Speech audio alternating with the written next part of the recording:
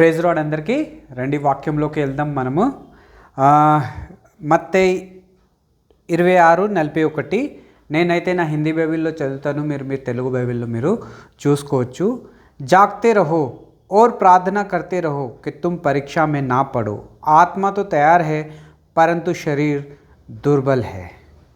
మేల్కోగా ఉండండి, ప్రార్థన చేస్తూ ఉండండి.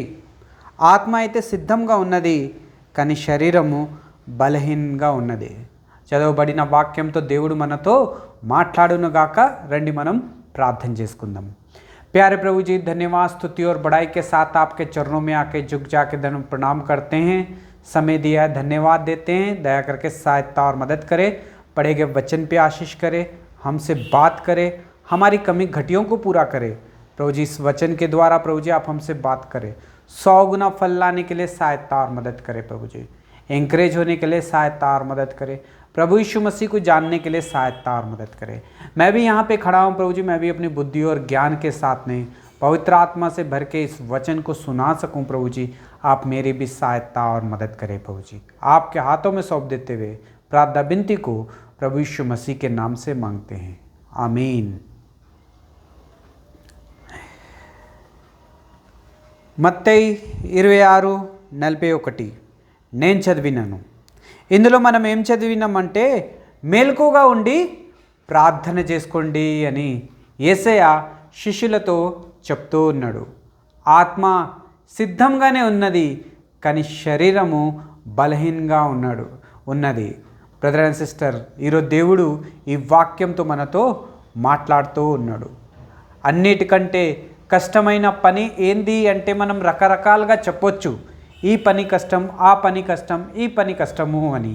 కానీ నిజంగా చెప్పాలంటే కష్టమైన పని అంటే ఏంటిది అంటే మార్నింగ్ లేచి మోకరించి ప్రార్థన చేసుకోవాలంటేనే చాలా కష్టమైన పని. కానీ చాలామంది అనుకోవచ్చు నేనైతే డైలీ ప్రార్థన చేస్తాను అని. చాలా మంచిది, డైలీ ప్రార్థన చేస్తున్నారు అని. ఇప్పుడు ఎలా ప్రార్థన చేస్తారు అని అడిగితే రకరకంగా మనము ప్రార్థన గురించి చెప్పొచ్చు.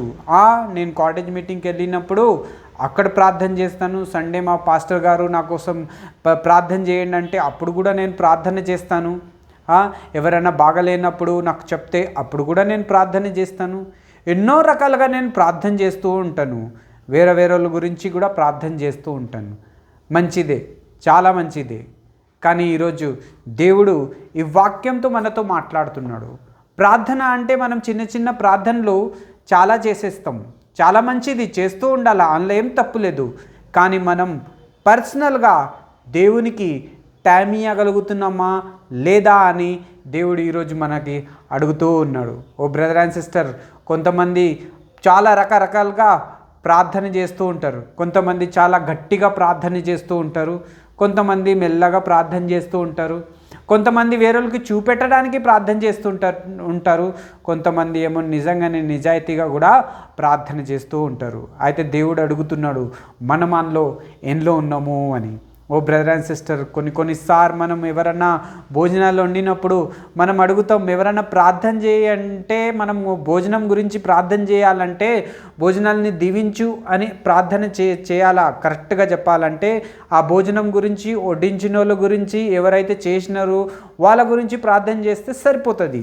కానీ కొన్నిసార్లు ప్రార్థన చేసినప్పుడు కొంతమంది ఎలాంటి ప్రార్థన చేస్తారంటే ఆ కుటుంబం గురించి చేస్తారు, ఈ కుటుంబం గురించి, ఆ కుటుంబం గురించి చేసి 10 నిమిషాల దాకా చేస్తారు. తర్వాత భోజనాల గురించి వాళ్ళు ప్రార్థన చేస్తూ ఉంటారు.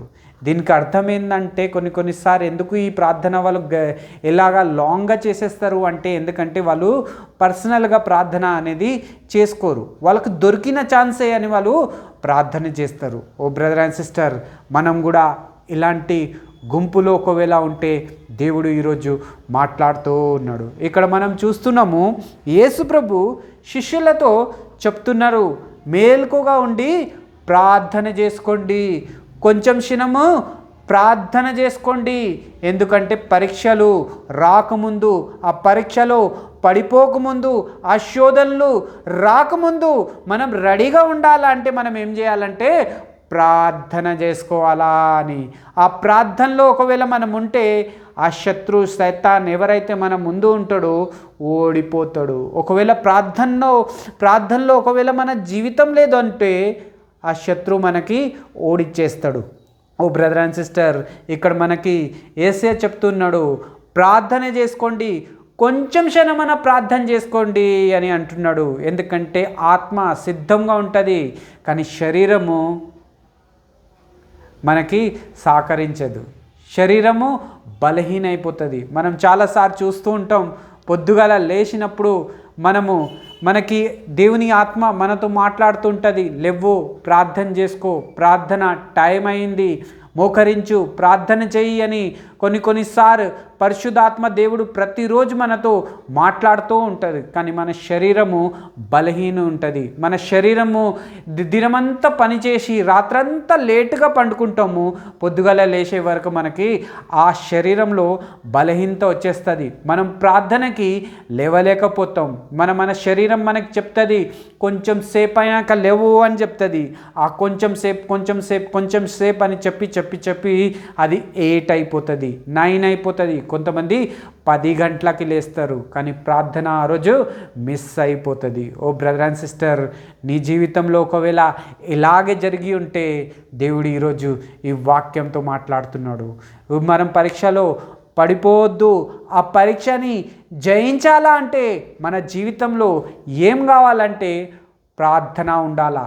ప్రార్థన ఎప్పుడైతే మనం చేస్తాం, మోకరించి దేవునికి సమయం ఇస్తామో దేవుడు ఎన్నో విషయాలు మనతో మాట్లాడతాడు. దేవుడు ఎన్నో విషయాలు మనకి నేర్పిస్తాడు. ఆత్మీయ జీవితంలో మనము ఎంతో ఎదుగుతాం.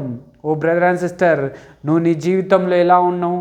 ప్రార్థన చేసే మనకి అది గుణముందా?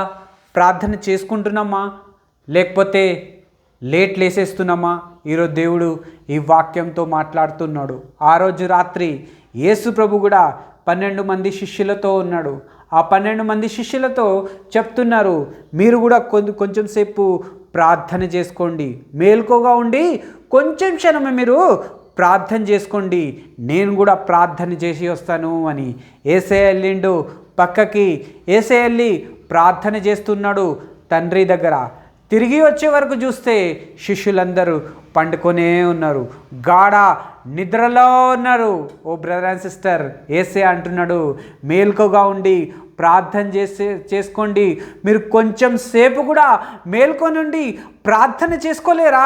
అదిగో శత్రు నీ ఎదురుగా ఉన్నాడు, శత్రు ఇదిగో వచ్చేస్తున్నాడు, ఆయన శోధనలో తీసుకొని మీ దగ్గరికి వస్తున్నాడు. అందుకే మీరు మేల్కోగా ఉండి కొంచెం సేపైనా ప్రార్థన చేసుకోండి అని యేసు ప్రభు శిష్యులతో చెప్తూ ఉన్నారు. ఓ బ్రదర్ అండ్ సిస్టర్, శిష్యులు ఎలా ఉన్నారు అంటే మేల్కోలేకపోతున్నారు, ప్రార్థన చేసుకోలేకపోతున్నారు, వాళ్ళకి ఫుల్ నిద్రలో ఉన్నారు. ఓ బ్రదర్ అండ్ సిస్టర్, నిద్రలో ఉన్నప్పుడు ఎవరైనా డిస్టర్బ్ చేస్తే మాత్రము చాలా కోపం వస్తుంది మనకి.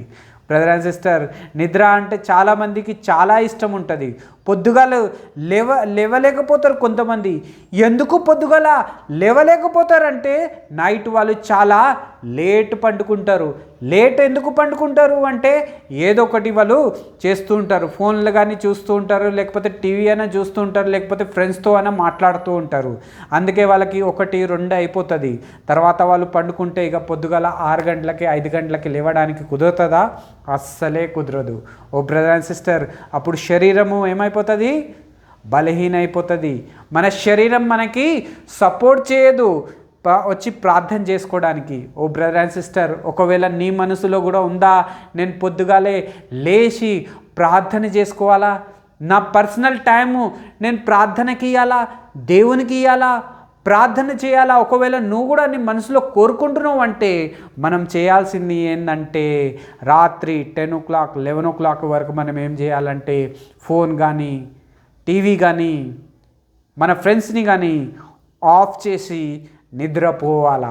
ఎప్పుడైతే వీళ్ళందరినీ ఆఫ్ చేసి నీ జీవితంలో ఆఫ్ చేసి నిద్రపోతావు, అప్పుడే నువ్వు పొద్దుగల యేసయ్య కోసం, దేవునికి టైం ఇవ్వడానికి, ప్రార్థనకి టైం ఇవ్వడానికి నువ్వు లేవగలుగుతావు.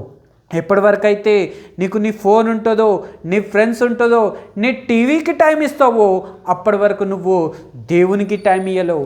ఈ రెండిట్లో నువ్వు టైం ఇవ్వలేవు. కాదు, ఒక్కొక్కసారి మనం అనుకుంటాం, లేదు నేను ఫోన్ కూడా చూస్తాను, టీవీ కూడా చూస్తాను, నా ఫ్రెండ్స్కి కూడా టైం ఇస్తాను, రాత్రి 12 గంటల 1 గంటల వరకు పొద్దుగాల లేచి ప్రార్థన కూడా చేసుకుంటాను అని ఒకవేళ మనం అనుకుంటాము. కానీ అది కాని పని. ఓ బ్రదర్ అండ్ సిస్టర్, ఈరోజు దేవుడు ఈ వాక్యంతో నీతో మాట్లాడుతున్నాడు. ఎంతోసేపు మనం ఫోన్లో టైం వేస్ట్ చేస్తూ ఉంటాం, ఎంతోసేపు మనం టీవీకి టైం ఇస్తూ ఉంటాం, ఎంతోసేపు మనం ఫ్రెండ్స్కి కూడా టైం ఇస్తూ ఉంటాం. మనం ఫ్రెండ్స్కి కానీ, టీవీకి కానీ, ఫోన్కి కానీ టైం ఇస్తే దీనికి వచ్చే లాభం మనకి ఏది కూడా ఉండదు. లాభం ఏంటంటే జీరో అని ఆ లాభము. ఓ బ్రదర్ అండ్ సిస్టర్, కానీ దేవుడు మన జీవితంని లాభకరంగా చేద్దామా అని అనుకుంటున్నాడు. లాభకరంగా దేవుడు మన జీవితంని చేయాలంటే మనం చేయాల్సింది ఏంటంటే మన జీవితంలో ఈ నైట్ టైంలో ఫోన్ని కట్ చేసుకోవాలా, టీవీని కట్ చేసుకోవాలా, ఫ్రెండ్స్ని కట్ చేసుకోవాలా, ఇవన్నిటిని కట్ చేసుకొని నీకు నిద్రపోవాలా. నైట్ అనేది దేవుడు మనకి ఎందుకు ఇచ్చిండు అంటే ఆ ఫోన్కి, టీవీకి, ఫ్రెండ్స్కి ఇవ్వడానికి కాదు, మంచిగా నువ్వు నిద్రపోవడానికి దేవుడు ఇచ్చిండు. ఓ బ్రదర్ అండ్ సిస్టర్, ఈరోజు దేవుడు ఈ వాక్యంతో మాట్లాడుతూ ఉన్నాడు. ఆ శిష్యులు కూడా యేసు ప్రభుతో తిరుగుతూ ఉన్నారు, అటు ఇటు సేవ చేస్తూ అటు ఇటు తిరుగుతూ ఉన్నారు. కానీ సాయంత్రం రాగానే, అన్నం తినగానే ఎంత నిద్ర వచ్చేసిందంటే కొంచెం క్షణం కూడా వాళ్ళు ప్రార్థనే చేసుకోలేకపోయినారు. ఓ బ్రదర్ అండ్ సిస్టర్, ఒకవేళ మనం అటు ఇటు తిరుగుతుంటే, టైం పాస్ చేస్తుంటే మన జీవితంలో కూడా మనం కూడా దేవునికి టైం ఇవ్వలేకపోతాం. ఓ బ్రదర్ అండ్ సిస్టర్, యేసయ్యకి నీ దగ్గర నుంచి కావాల్సింది ఏంటంటే టైమే కావాలా, కానీ ఆ టైమే మన దేవునికి మనం ఇవ్వలేకపోతాం. ఓ బ్రదర్ అండ్ సిస్టర్, ఈ శిష్యులు 12 మంది శిష్యులు 3.5 సంవత్సరాలు యేసయ్యతో ఉన్నారు. యేసయ్య వాక్యంని విన్నారు. యేసయ్య ఎక్కడ పోతే అక్కడ పోతూ వచ్చినారు. యేసయ్య ఎన్ని అద్భుతాలు చేసుకుంటా వచ్చిండు. ఇవన్నీ శిష్యులు చూస్తూ ఉన్నారు. కానీ ఎప్పుడైతే ప్రార్థన చేసే సమయం వచ్చిందంటే ఈ ప్రార్థనలో వాళ్ళు ఒక్క నిమిషం కూడా ప్రార్థనలో పాల్పొందలేకపోయినారు. గాఢ నిద్రలోకి వెళ్ళిపోయినారు. ఎందుకంటే అన్ని పనులు చేస్తున్నారు వాళ్ళు, కానీ ప్రార్థన మాత్రం చేయలేకపోయినారు. ఓ బ్రదర్ అండ్ సిస్టర్, చాలామంది విశ్వాసి కూడా అలాగే ఉంటారు. రక్షణ పొందుతారు, బ్యాప్టిజం తీసుకుంటారు, వాక్యం కూడా చెప్తుంటారు, దేవుని మందిరంలో ఎన్నో రకాలుగా పని చేస్తుంటారు, సేవ కూడా చేస్తూ ఉంటారు. కానీ నిజంగా చెప్పాలంటే వాళ్ళు ప్రార్థనకి కూడా కొన్నిసార్లు వాళ్ళు సమయం కూడా ఇవ్వలేకపోతారు. కొన్నిసార్లు సమయం కాదు, అసలే వాళ్ళు ప్రార్థనకి కూడా చాలామంది ఇవ్వలేకపోతారు. ఓ బ్రదర్ అండ్ సిస్టర్, ఒకవేళ నువ్వు రక్షణ పొందినో, బ్యాప్టిజం తీసుకున్నావు, సేవ చేస్తున్నావు, దేవుని మందిరంలో ముఖ్యమైన పాత్ర ఉంది నీకు, ఒకవేళ నీ జీవితంలో ప్రార్థన లేకపోతే, పర్సనల్ ప్రార్థన జీవితమే నీకు లేదంటే ఈరోజు దేవుడు నీతో మాట్లాడుతూ ఉన్నాడు. యేసయ్య అంటున్నాడు, మేల్కోగా ఉండి ప్రార్థన చేసుకోండి, ఎదిగో శత్రు ఎదురుగా ఉన్నాడు, పరీక్షలు తీసుకొని వస్తున్నాడు, జాగ్రత్త. అందుకే మనం ప్రార్థనలో ఉండాలా. ఆ శోధనలోకి మనం రావద్దు అంటే, పడిపోవద్దు అంటే మన జీవితంలో ఏం కావాలంటే ప్రార్థన కావాలా. దేవునికి మనం ఆ సమయం ఇవ్వడము నేర్చుకోవాలా. చాలామంది జీవితంలో, విశ్వాసి జీవితం ఈరోజు ముందుకు ఎదగలేకపోతుంది అంటే దానికి కారణం ఏంటంటే వాళ్ళు పర్సనల్ ప్రార్థన జీవితం వాళ్ళు దేవునికి ఇస్తలేరు. ఓ బ్రదర్ అండ్ సిస్టర్, రండి మనం తీర్మానం చేసుకుందాం. యేసయ్య చెప్తున్నాడు, మేలుకోగా ఉండి ప్రార్థన చేసుకోండి, మేలుకోగా ఉండి ప్రార్థన చేసుకోండి, కొంచెం సేపు ఇవ్వండి ప్రార్థనకి. శత్రువు వచ్చేస్తున్నాడు, శోధనలు వచ్చేస్తున్నాయి, అపవాది వచ్చేస్తున్నాడు. జాగ్రత్తగా ఉండండి, ప్రార్థనలో ఉండండి. కానీ ఆత్మ అయితే ఎప్పుడు సిద్ధంగా ఉంటుంది, కానీ శరీరం మనకి బలహీన ఉంటుంది. శరీరం ఎందుకు బలహీన ఉంటుంది మనది ఎందుకు అంటే మన ఎనర్జీ మొత్తం మన ఫోన్కి, మన ఫ్రెండ్స్కి, టీవీకి ఇచ్చేస్తాం నైట్లో. అందుకే మనం పొద్దుగల లేవలేకపోతాం. అయితే దేవుడు ఈరోజు ఈ వాక్యంతో మాట్లాడుతున్నాడు. నీ రాత్రి దేవుడు ఈ నైట్ని మనకి ఇచ్చిండు ఎందుకు అంటే హాయిగా నిద్రపోవడానికి. కొన్నిసార్లు మనము ఈ నైట్ వచ్చిందంటే ఫోన్లు చూసుకుంటా, టీవీ చూసుకుంటా, ఫ్రెండ్స్తో మాట్లాడుకుంటూ ఉంటాం. తర్వాత మనం లేట్ పండుకుంటాం. అందుకే పొద్దుగల లేవలేకపోతాం. దేవునికి మనం పొద్దుగల సమయం కూడా ఇవ్వలేకపోతాం.